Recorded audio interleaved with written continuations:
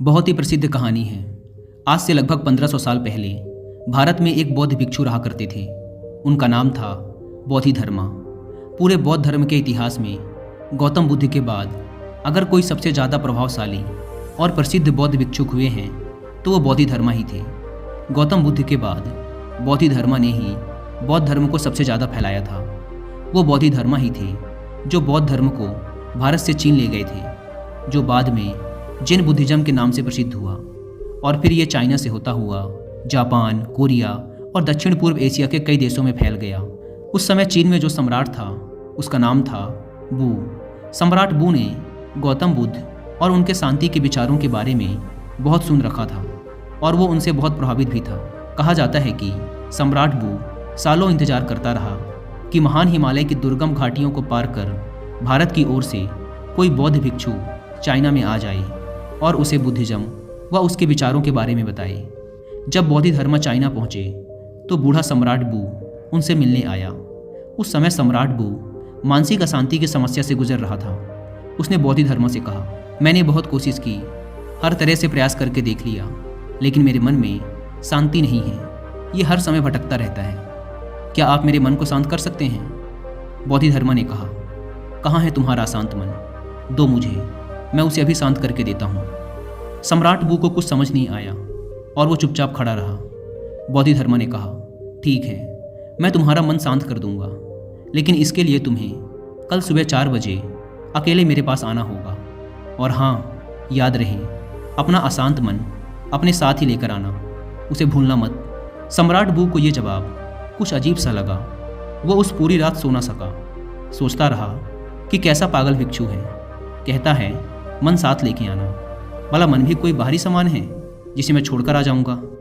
उसने कई बार निश्चय किया कि जाने का कोई मतलब नहीं, इंसान पागल मालूम पड़ता है, लेकिन उसके पास और कोई दूसरा रास्ता भी नहीं था। इसलिए उसने निश्चय किया कि वो एक बार उस भिक्षु के पास जरूर जाएगा। अगली सुबह 4 बजे सम्राट बू बोधिधर्मा के पास पहुंच जाता है। बोधिधर्मा आंखें बंद करके ध्यान में बैठे हुए थे। सम्राट के आने की आहट पाकर बोधिधर्मा अपनी आंखें खोलते हैं और सम्राट बू से कहते हैं, तो तुम आ गए? लाओ अब जल्दी से अपना अशांत मन मुझे दे दो, मैं उसे शांत करके तुम्हें वापस देता हूँ। सम्राट बू ने कहा, ये आप कैसी बातें कर रहे हैं? क्या मन भी कोई वस्तु है जिसे मैं आपको दे दूँ? ये तो मेरे अंदर है, मेरे सिर की हड्डियों के अंदर है। बोधिधर्मा ने कहा, तो इससे एक बात तो साफ है कि तुम्हारा मन तुम्हारे ही अंदर है। सम्राट ने कहा, हाँ, मेरा मन मेरे ही अंदर है। बोधिधर्मा ने कहा, तब फिर तुम अपनी आंखें बंद करके बैठ जाओ और अपने उस अशांत मन को अपने भीतर खोजो। जैसे ही तुम्हें तुम्हारा अशांत मन मिल जाए मुझे बताना, मैं उसे शांत कर दूंगा। बोधिधर्मा का ये जवाब भी सम्राट बू को अजीब लगा, लेकिन वो कर भी क्या सकता था। उसने अपनी आंखें बंद की और अपने मन में उठने वाले विचारों को देखने लगा। वह अपने अशांत मन को खोजने का प्रयास करता रहा। वह जितना अपने अंदर गया वह उतना ही अपने मन को खोजने में असफल रहा। कुछ घंटे गुजर गए, सूरज निकल आया था। सम्राट बू ने अपनी आंखें खोली। बोधिधर्मा ने पूछा, मिला तुम्हारा अशांत मन? सम्राट बू ने ना में सिर हिला दिया। बोधिधर्मा ने कहा, ठीक है, कल सुबह फिर आना और दोबारा अपने मन को ढूंढने का प्रयास करना। सम्राट बू वहाँ से चला जाता है। अगली सुबह 4 बजे फिर सम्राट बू बोधिधर्मा के पास आता है। बोधिधर्मा दोबारा सम्राट को आंखें बंद करके बैठ जाने के लिए कहते हैं। सम्राट बू दोबारा अपनी आंखें बंद करके अपने भीतर अशांत मन को खोजने का प्रयास करता है। वह जितना अपने अंदर डूबता चला जाता है वह उतना ही अपने मन और विचारों से दूर होता जाता है। आज सम्राट बू को बैठे बैठे दोपहर हो गई। अब उसने अपनी आंखें खोली। बोधिधर्मा ने पूछा, मिला तुम्हारा अशांत मन? सम्राट ने फिर से ना में सिर हिला दिया। अगले दिन फिर सम्राट सुबह 4 बजे बोधिधर्मा के पास आता है और बैठकर अपने अशांत मन को खोजने का प्रयास करता है। आज सम्राट को बैठे बैठे शाम हो जाती है। जाते वक्त बोधिधर्मा ने फिर पूछा, मिला तुम्हारा अशांत मन? सम्राट बू ने फिर से ना में सिर हिला दिया। बोधिधर्मा ने कहा, ठीक है, कल सुबह फिर आना। आज सम्राट बू सुबह 3 बजे ही आ जाता है और बैठकर अशांत मन को अपने भीतर खोजने लगता है। पूरा दिन गुजर जाता है, पूरी रात गुजर जाती है, लेकिन सम्राट बू अपनी आंखें बंद किए अपने अशांत मन को खोजता रहता है। बोधिधर्मा भी सम्राट बू के पास ही बैठ जाते हैं। वह जितना अपने अंदर उतरता गया वह उतना ही अपने मन को खोजने में असफल रहा। वह समझ चुका था कि अंदर मन जैसा कुछ भी नहीं है। ये तो केवल विचारों का एक समूह है जिसे हम मन कहते हैं। अगर विचार हैं तो मन है, अगर विचार नहीं तो मन भी नहीं। जब अंदर मन जैसा कुछ है ही नहीं तो इसके साथ कुछ किया भी नहीं जा सकता। जिसे हम मन कहते हैं ये तो सिर्फ वो विचार हैं जो हमारी अचेतन अवस्था में हमारे भीतर उठते रहते हैं। अगर हम अपनी चेतना में आ जाएं और जागरूक होकर जीने लगें तो यहाँ विचार जैसा कुछ नहीं रह जाता, और जब विचार नहीं तो मन भी नहीं। अब वो समझ चुका था कि बोधिधर्मा उससे बार बार ये क्यों कह रहे थे कि अपना मन मुझे दो, क्योंकि वो जानते थे कि मन जैसा कुछ नहीं होता। सम्राट बू ने अपनी आंखें खोली। बोधिधर्मा ने पूछा, मिला तुम्हारा अशांत मन? सम्राट ने कहा, अशांत मन तो नहीं मिला, लेकिन वो शांति जरूर मिल गई जिसकी मुझे तलाश थी। मैंने जब तक मन की तलाश नहीं की थी तब तक मैं बहुत परेशान रहता था, लेकिन जब मैंने तलाश की तब पाया कि मन जैसा कुछ नहीं होता।